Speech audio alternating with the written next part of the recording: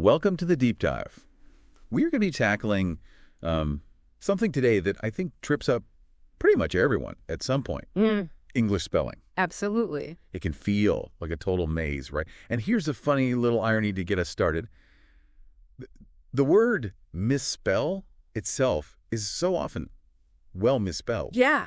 It's true. It is definitely true. Those inconsistencies in how we put letters together, it can be a real headache. And that's exactly what we're going to be exploring today. Exactly. Yeah. Our mission in this deep dive is to give you some genuinely useful rules and to shed some light on those places where we all tend to stumble.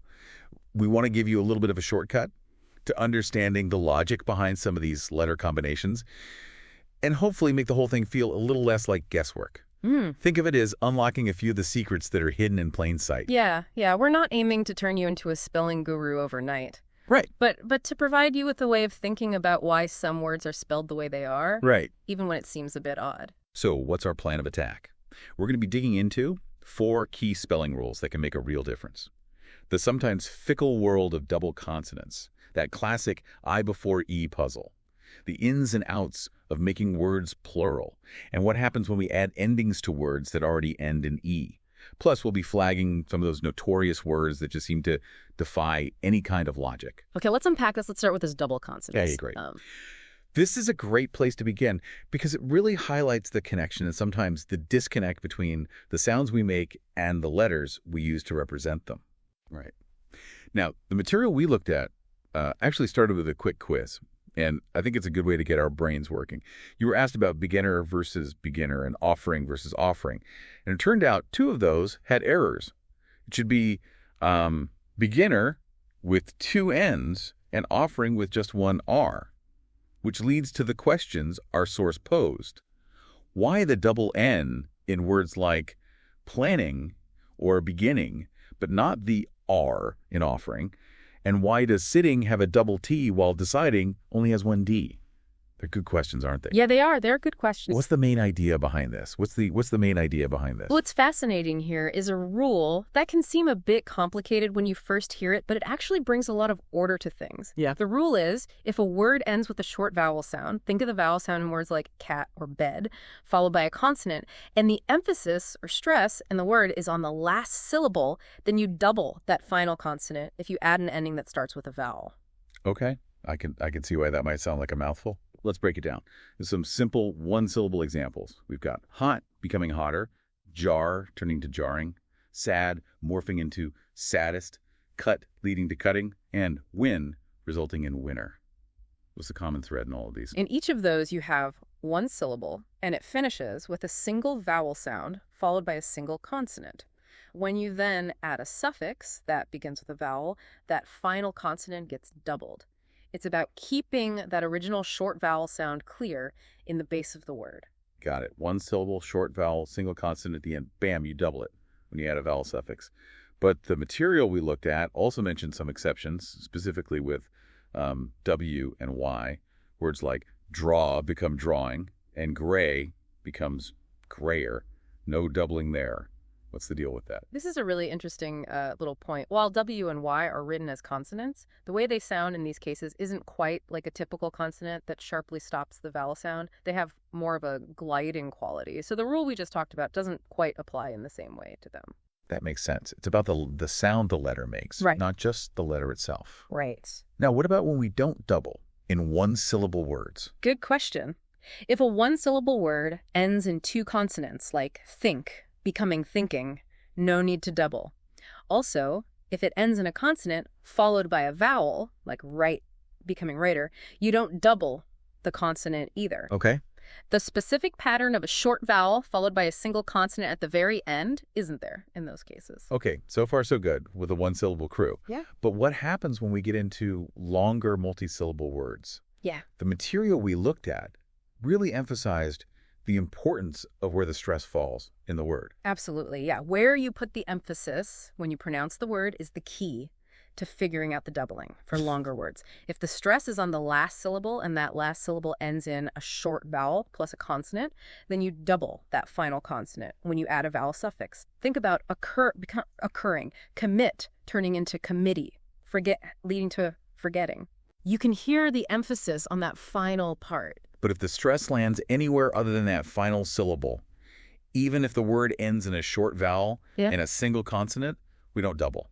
Is that right? That's right, yeah. Examples like happen, becoming happening, the stress is on that first part, hep, or discover, becoming discover, and water, becoming watery. Right. Perfectly show that. The emphasis isn't at the end in those. Precisely. And it's important to remember, as our sources highlighted, this rule applies no matter how many syllables are in the word, as long as it finishes with that specific short vowel, plus one consonant combination and the stress is right there at the end. To really test this out for our listeners, the material included a sentence dictation. It was. The cooking committee happened to notice that his soup was tastier than last year, but also more watery. It's a bit of a mouthful, but it cleverly uses some of these double consonant rules. How did you do, listener? Did you catch committee for the double T happened with a single P? Because the stress isn't on pen, and watery, also with a single T, for the same reason. It's a really effective way to actively engage with the rule and see it in action within a full sentence. Now, shall we move on to the next big spelling challenge? Let's do it. The whole I before E thing. I before E, except after C. It's like a spelling mantra that many of us learned as kids. Yeah. But is it a reliable rule to live by? While it's a useful place to start, it definitely doesn't tell the whole story. Oh. The saying goes, I before E except after C, and it does hold true in quite a few cases. Words like peace, field, and achieve all follow that pattern. And when you have a C right before, you often see E before I, as in receipt, sealing, and conceive. Okay, that sounds pretty straightforward. But I'm guessing there's a significant but coming our way, isn't there? Absolutely. One notable exception has its own little rule attached. When the A or E combination makes an E sound that's the long A sound, like in say then, it's usually E before I. Think about words like neighbor, way, and eight. Right. They don't follow the I before E rule. Right. That long A sound seems to flip the usual order. Right. But then there are those words that seem to completely ignore any rule. Right. Aren't there? The real rebels of this spelling world. Exactly. The material we looked at listed several common exceptions that you pretty much just have to memorize. Oh, great. Words like height, leisure, weird, caffeine, species, and ancient. Okay. There's no neat little rule to explain them. They just are what they are. It's interesting to note that some of these exceptions have historical reasons, often coming from different languages, that English has borrowed from over time. Right. But for practical spelling purposes today, memorization is often key. So the I before E rule is a helpful guideline, but it definitely comes with a good number of exceptions. It's more like a suggestion than a strict law. Yeah. And to test our understanding of this one, the material gave us another sentence. Yeah. It was, her weird neighbor weighed out 8 pieces of ancient caffeine. Oh, yeah. That's a sentence packed with both rule followers and exceptions. How did you do with that one listener? Did you remember? The I in pieces, but the I in weird neighbor weighed and ate, and those exception words, ancient and caffeine. It really shows how you need to be aware of the main rule, but also those common deviations. Moving on, let's delve into the fascinating topic of plurals. Okay. When do we just add a simple S to make something plural, and when do we need to get a bit more elaborate with an S? That's the question that probably pops into a lot of our heads, I think. Okay. We generally just tack on an S. But then there are those times when an S shows up seemingly out of the blue. Yeah. What's the first principle to understand here? The first part of the rule really focuses on the sounds at the very end of the singular noun. If a word finishes with a sound that's similar to the es sound, specifically if it ends in the letters s, zis, sish, ish, then we usually add s to form the plural. Think about glasses, buses, quizzes, beaches, dishes, and boxes. Right. Just adding an S in those cases would make the pronunciation quite awkward. That makes sense from a sound perspective. It's about being able to pronounce the plural form without too much tongue twist. Exactly, yeah. But then we have words like tomato that become tomatoes. That doesn't quite fit that first rule, does it? You're right. That brings us to the second part of the pluralization rule. If a word ends in a consonant followed by an O, we generally add S to make it plural. So potato becomes potatoes, hero becomes heroes, and mosquito becomes mosquitoes. Okay, so consonant plus O usually gets an S. But then I'm thinking of words like video and radio. They just take a regular S to become videos and radios. Right. What's the difference in those cases? The crucial difference is what comes before that O. Okay. In video and radio, you have a vowel sound right before the O. Right. In that situation, you simply add an S. So if it's a vowel plus O, it's usually just an S, whereas a consonant plus O typically takes an S. That's a really helpful distinction to remember. Yeah. And the material we were looking at also pointed out that these same rules often apply when we're adding an S to verbs as well, right? For the third person singular present tense. Exactly. And of course, just like with our other rules, there are a few rule breakers in the plural world too, aren't there? Always, yeah. Our sources specifically mentioned logos and pianos as common exceptions. Yes. Despite ending in a consonant plus O, these words usually just take an S for their plural forms. English spelling does love to keep us on our toes. The material included a quick test with 5 words here. Maybe it's a good moment for our listeners to think of a few words ending in these ways and test their own plural forming skills. Good idea. Now let's move on to our final rule for today. The sometimes disappearing E when we add suffixes to words that already end in an E. Okay. This one has always felt a bit unpredictable to me. It can certainly seem that way, but there are some underlying patterns at play. Our sources gave us the examples of true becoming truly, where the E vanishes, Right. but change becoming changeable, where it stays put. What's the general principle at work here? According to what we've seen, the first key factor is whether the suffix we're adding begins with a vowel. If it does think of suffixes like able, ing, iki, or ed, that's when the original E at the end of the word often gets dropped. We see this in achievable, from achieve, taking, from take, and activity, from active. That's the main guideline. However, there's a slight twist. For words that end in E, sometimes, even if the suffix starts with a consonant, that final E can still be dropped. As we see in truly, from true, and argument, from argue, these U endings often have their own historical baggage that influences their spelling. So the U ending has its own little rule-bending tendencies. But what about when we have a vowel suffix and that final E stubbornly refuses to go anywhere? There are a couple of important situations where that happens. If a word ends in O and has a soft sound, like in grace, or if it ends in O and has a soft J sound, like in manage, we often keep the E even when we add a vowel suffix. This is primarily to help maintain that original pronunciation. So manage becomes manageable, encourage becomes encouragement, grace becomes graceful, and unpronounceable keeps its E from pronounce. That makes good sense. Keeping the E helps preserve that softer C or J sound. Yeah. But I'm guessing there are, yet again, exceptions to the subrule, right? Indeed. Even if a word ends in E or ouge, if you're adding the ing suffix, you still typically drop the E, like in faking from fake and judging from judge. Right. And our sources also highlighted the interesting case of aging versus aging, noting that both are considered correct, with aging being more common in British English and aging in American English, a nice example of how language can have regional variations. Language is always evolving, isn't it? And finally, in what other situations do we hold on to that E despite adding a vowel suffix? If dropping the E would significantly change how the base word is pronounced, we generally keep it. Right. For example, agree becomes agreeing, agreement, and agreeable. That double E is crucial for keeping the correct vowel sound consistent. So it's a bit of a balancing act between the suffix and the original word, all in the service of how we say the word. Our sources wrapped up this rule with a quick test using words like valuable, interchangeable, faking, seeing, and activity.